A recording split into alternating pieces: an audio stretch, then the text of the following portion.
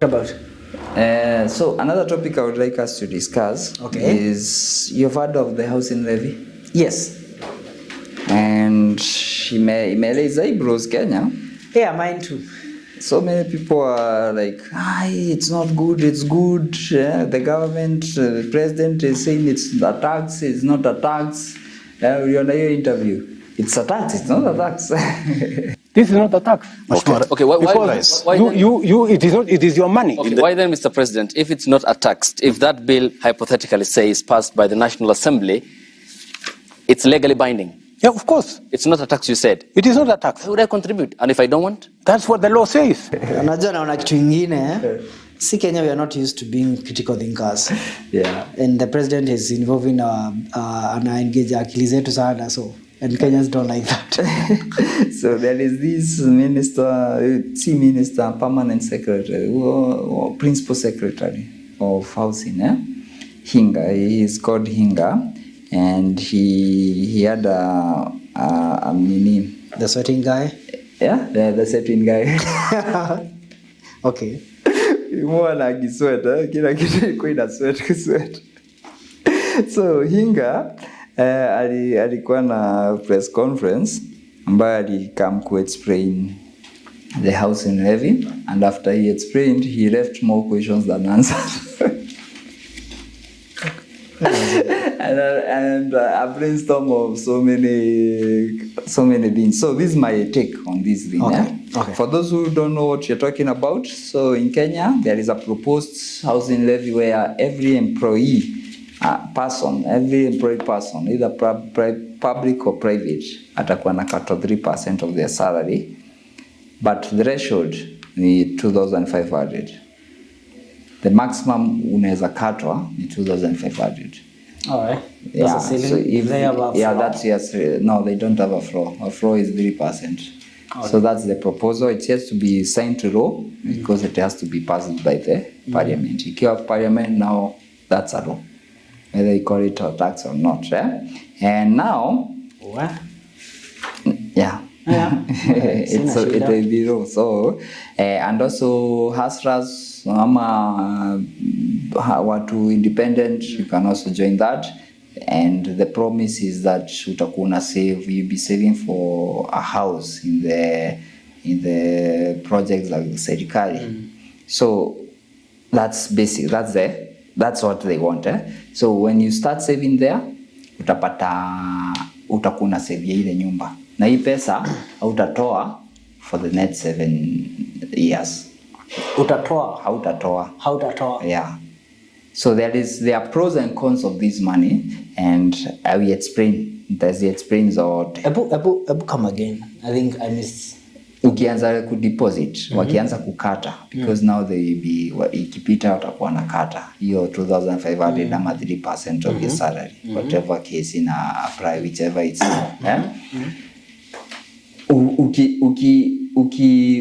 ukianza kukatwa itakuwa kama saving. Okay. Na hiyo ni kama unaweka kwa money markets. They promise an interest ambayo hawajasema ni ngapi. It's open. So walisema they expect to have 7%, but it's open. But hii pesa, you the contributor won't have access to it up to 7 years. Okay. I get it.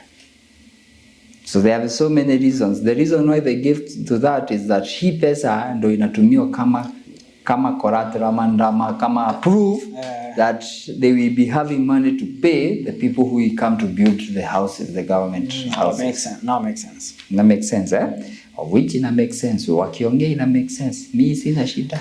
Even they are... We shall come to that. Let's kwanza tuende kwa theory, tupitie theory yote, nini, then tukuje. Yeah. Another thing, wanasema ni, another advantage, wanasema ni, every employed person, akitoa hiyo 3%, ama 2,500, let's go with the 2,500. Ukitoa hiyo 2,500, your employer, atakutolea 2,500. From his own money? Yeah. From employer's money? Yeah.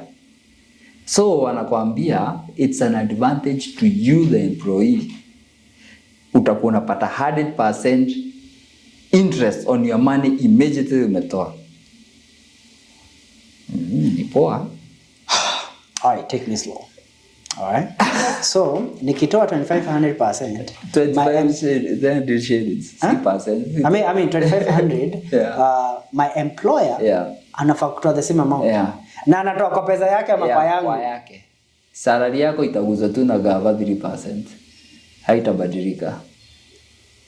That's the promise. So that means, literally speaking, what you're trying to tell me is like nimeongeza 2500 kwa mshahara ama 3% kwa mshahara. But inaingia kwa housing levy. Okay. And then another advantage ni hii pesa ukiweka hiyo 2500 theory yao utakuwa unapata at the end of the year 114% interest. 114% interest. Do you know why? Ile 100% interest na 7% interest of the 5,000 sasa umepata. So unapata 114% interest of 2,500. Kwani what are they doing with that money? See, they are going and they don't know investing. But sasa walisema the interest is open. Inaweza kuwa 1, inaweza kuwa 2. Ngoja, okay, I don't follow much, but unajua tuko wengi kama mimi. So sasa inauliza so hii pesa inatumika kama confidence ya contractor mwenye atapewa hiyo. Then bado wana invest nayo. Mbona interest inatoka wapi? Sasa hapo sasa walisema hiyo si kupata ama it's a detail si kupata, but anytime you have a saving scheme, I guess they will be investing in it. I don't know how. And if they invest in it, I don't know where and I don't know how come inakuwa ndio inaonyesha I don't know. Proof of evidence and proof of life. I don't know. But walisema the interest is open. Inaweza kuwa 1%, inaweza kuwa 2%. They don't know to give figures there. But I'm telling you, this walisema is about roughly 7%. So another thing unafaa kujua, hii pesa haiwekwi kwa government money. Government money is put into a consolidated fund where every income ya government inaekango pamoja and then distributed by the Ministry of Finance. So hii oyeki hapo. According to them, wanaiweka kwa ni kama an investment, ni kama sako ya Wakenya wameiunda. That itakuwa inafuata rules and regulations za sako, ambayo it will be independent but controlled by the ministry, whatever ministry. So according to them haitachanganya. I'm very specific according to them. You notice you're distancing yourself. Unafanya disclaimer nyingi sana. According to them, they are distancing themselves from the housing and then from the consolidated fund of the government. So all this is good. All this is sweet music to my ears. It sounds good, really, but then this is in a sound poor sana. Okay, mimi kuna beats na miss. Niambe ni okay, hizo ni zenye hatujui what they will be doing the money because how ASACO functions. And that's how we get our interest. So acha nimalizie juu hujapata point. So this money itawekwa to a custodial bank. Okay. And it behave kama invest in a investment firm. They have a custodial bank and a trustee bank. So watakuwa na hizo structures, of which hatujui ni zipi, but I think KCB will be one of them. I see why someone would sweat. Sorry, I'm skeptical. Sorry. Continue. Wamepatiana so many stories, wamepatiana mpaka so many stuff wameongea juu zenyewe. So that's basically what the housing levy is and how they expect it behave. How they expect it behave. Kwani uungi mkono ni nini? Atuka pamoja na hao mimi. So you don't expect it to behave that way. Okay, what is your problem with the whole idea? Mimi niko na 1,001 problems. Okay, tuanze. So their flagship project, the nyumba bora kama inajitaje Park Road, yeah, they have a Park Road. Walijenga some houses, about 1,000 plus houses, 1 bedroom, 2 bedroom, 3 bedrooms, big 3 bedrooms, 1 bedrooms ndogo, many houses, waliuza hizo nyumba average of 3 to 4 million depending on the size and the number of bedrooms you have. So this is how they broke it down. Government provided land in Nairobi, 5 acres. Okay. Kama hiyo ni private developer angenunua ingekuwa 250 million per acre. That's what they said. So the government provided free land, of which it's so awesome. Yeah, mimi nakubali hiyo ilikuwa awesome. Na wamejenga CBD. Hapo tuka Park Road, sini hapo tu sini karibu, sini walking distance kwenda na CBD Park Roads, And then waka underwrite, wakatoa costs zenye zinafanyanga mjengo iende juu. I've done cost of kujenga.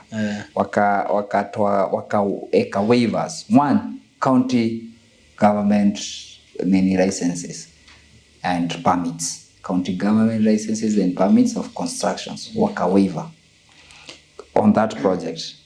Waka waiver cost of NEMA and NCA fees.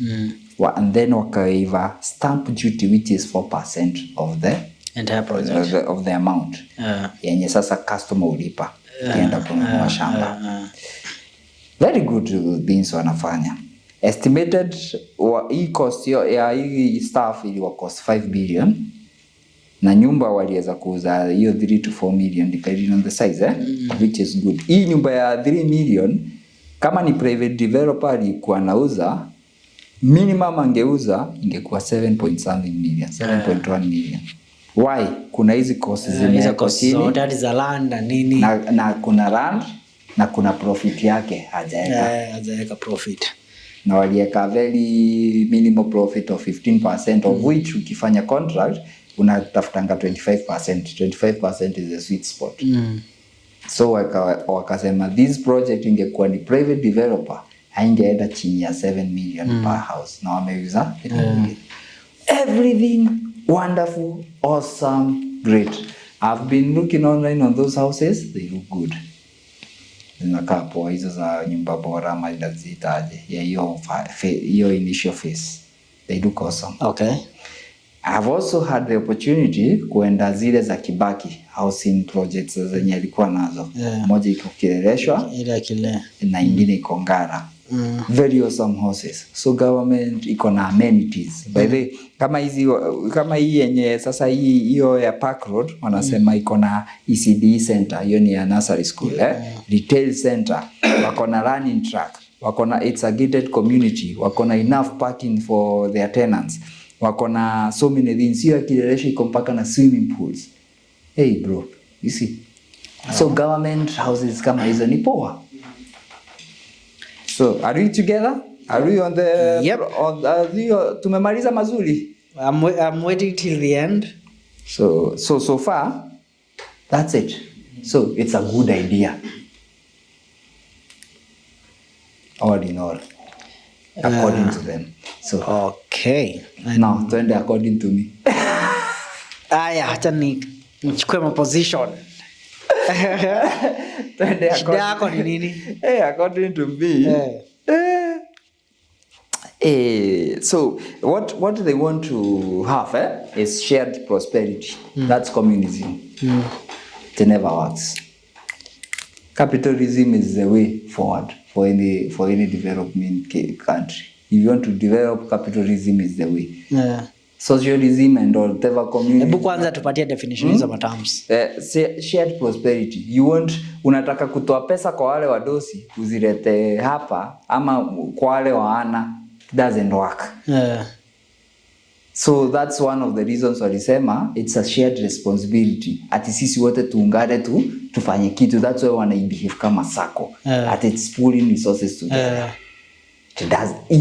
For your explanation, communism, it doesn't work. Oh, okay.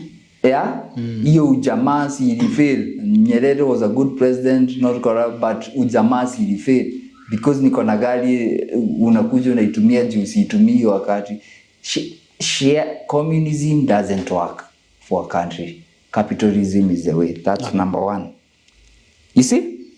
Wewe umetupea communism, tupatie capitalism. Capitalism is every man for himself. Every man for himself. Your energy, your efforts.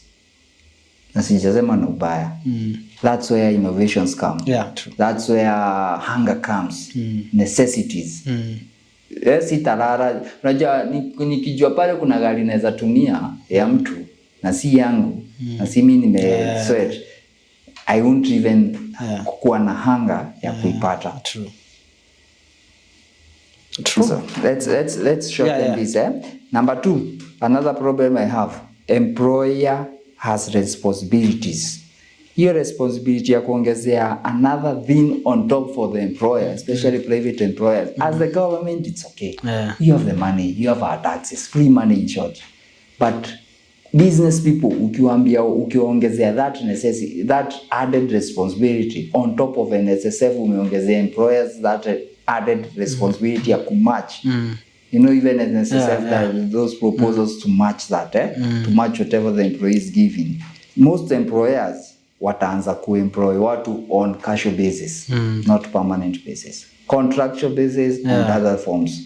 Jia naona yeye sasa ni pesa yake ina.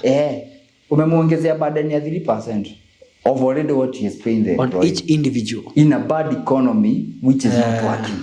So business mingi zina suffer. So many employers will reduce costs. And what's one way of reducing costs? Cutting jobs and employing people on casual basis. Kibarua. So it's and do you think they have considered such outcomes?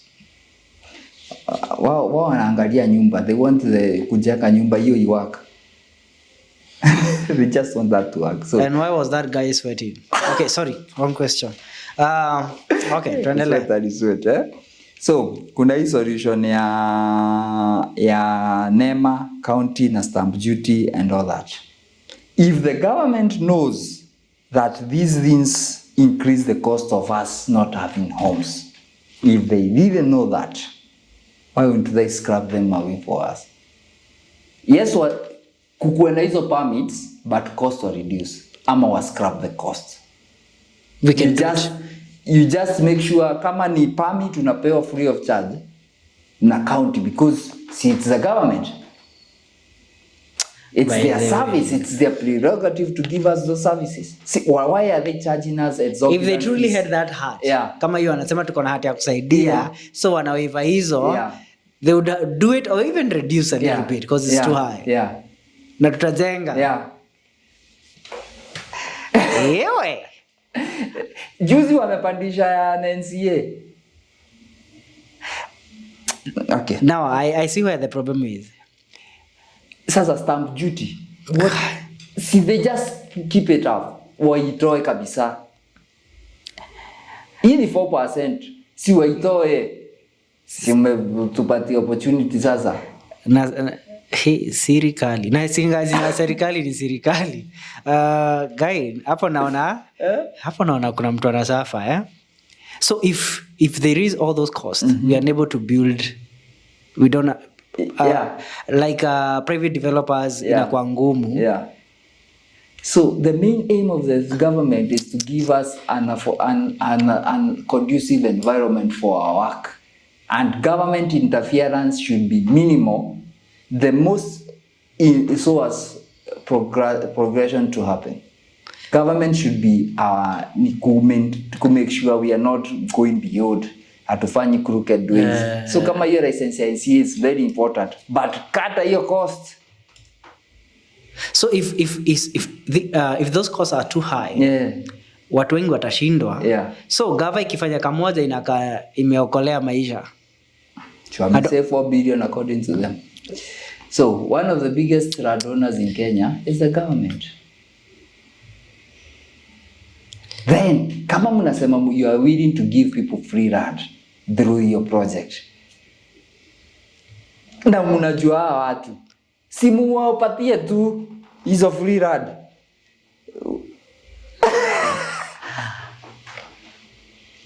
Yeah.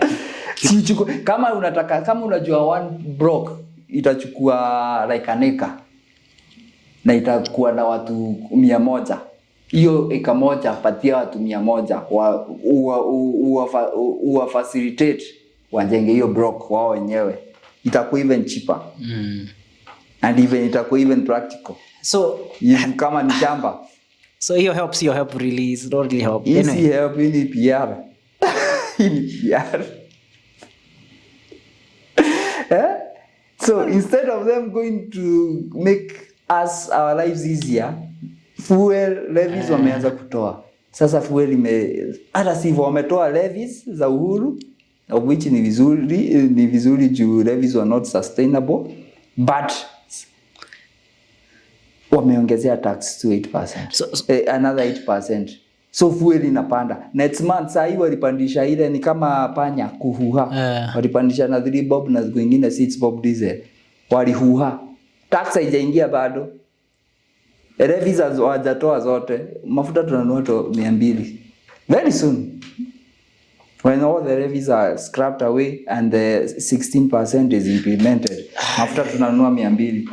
Okay. Well, I don't know much about hizo zote na nini, but why do I feel like if you make people desperate by making it hard for them and then you provide the same solution huku wataka wajifanyie, they kind of think you're a good person. Imeita serikali. So is that what they mean wakati billionaires nasikia wakisema keep them poor? And I don't want to sound political, but hey mazisi, unajua na interact na wananchi wa kawaida. So those are my thoughts. Let's call final them thoughts. Final thought. Let's call them concerns. Yeah, those are my final one. One final one. If you reduce the cost of living, that is fuel. If the government was serious to help us in the reduce the cost of living, especially fuel and taxes, life will be much easier for us and even progression will be much better. Saa hii ni kama unafinya tu kila pahali. But wacha niseme hivi. And then the last one, when has ever already kuna pesa kwa serikali. They are collecting almost 3 trillion a year now. Hii pesa yote inapotea mingi sana, misappropriation. Can we really trust the government to appropriate this money well?